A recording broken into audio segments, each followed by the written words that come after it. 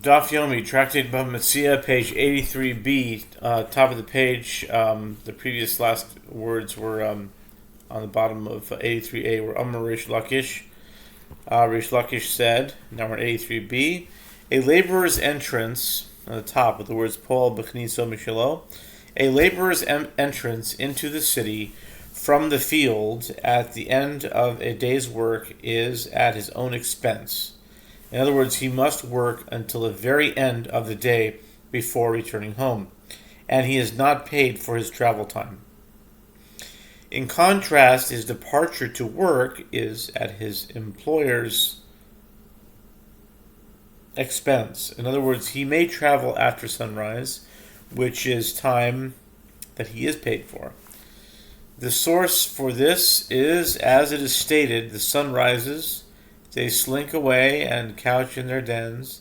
Man goes forth to his work and to his labor until the evening. Psalms 104, 22 and 23. This verse indicates that people set out to work only from sunrise, but they work until the very end of the day. The Gemara asks, but if employment practices are in accordance with regional custom, how can a source be cited from a verse?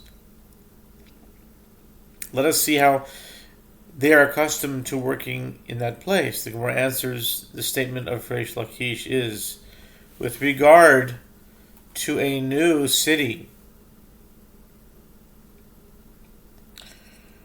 which does not yet have an accepted practice. The Gemara asks, even so, let us see from which city the laborers originally came, and let them follow the customs of that city. The Gemara answers, this is a case of an eclectic group of laborers who came from many different cities. The Gemara offers an alternative answer. If you wish, say instead that the employer said to the laborer, I am hiring you as a laborer by Torah law. According to this explanation, Reish Lakish is detailing the halacha by Torah law. With regard to the aforementioned psalm, the Gemara notes Rabbi Zera interpreted a verse homiletically, and some say that Rav Yosef taught in a Braita. What is the meaning of that which is written, you make darkness, and it is night, in which all the beasts of the forest creep forth? Psalms 104:20. You make darkness, and it is night, this is referring to this world, which resembles nighttime, in which all the beasts of the forest creep forth. These are the wicked in this world who resemble a beast of the forest, as the wicked have great influence in this world. With regard to the world to come, the verse states, the sun rises, they slink away and couch in their dens.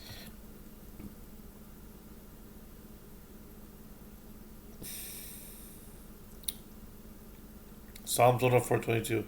The sun rises for the righteous and they slink away. In other words, the wicked go to Gehenna.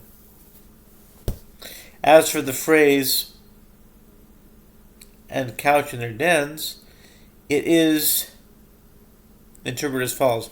You will not have a single righteous person who will not have his own residence in the world to come, as befitting his dignity. With regard to the phrase, man goes forth to his work, it indicates that the righteous go forth to receive their reward. Finally, the phrase, and to this labor until the evening, Psalms 104:22, teaches that the verse is referring to one who has completed his labor by the evening. In other words, before the evening of his lifetime is death.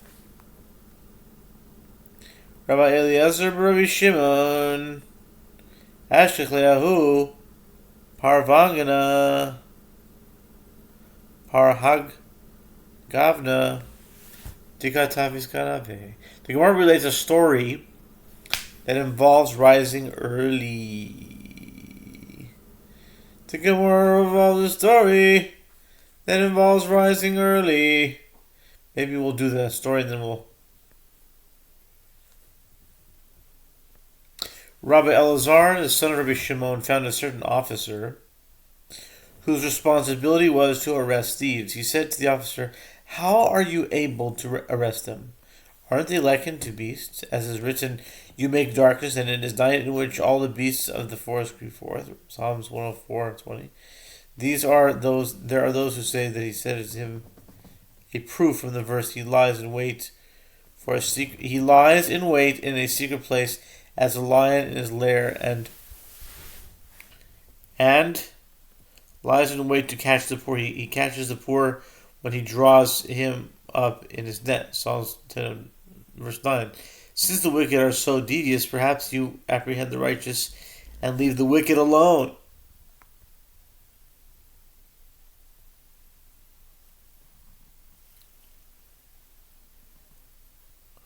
The officer said to him, "But what should I do? If it is the king's edict that I must arrest thieves, I am performing my job to the best of my ability." Elazar Shimon said to him, "Come and I will instruct you on how you should do it.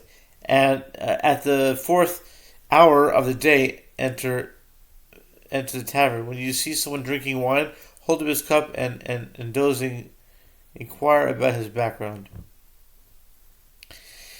If he is a Torah scholar and is dozing, assume that he rose early in the morning for his studies. If he is a daytime laborer, assume that he rose early and performed his work. And if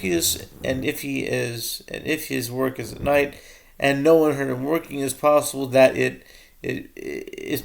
this is true because he draws copper wires, which are a form of labor, and does not produce noise. And if he is none of these, he's a thief, and you should arrest him, and it can be assumed that he was awake the previous night because he was stealing, and that is why he is now dozing off."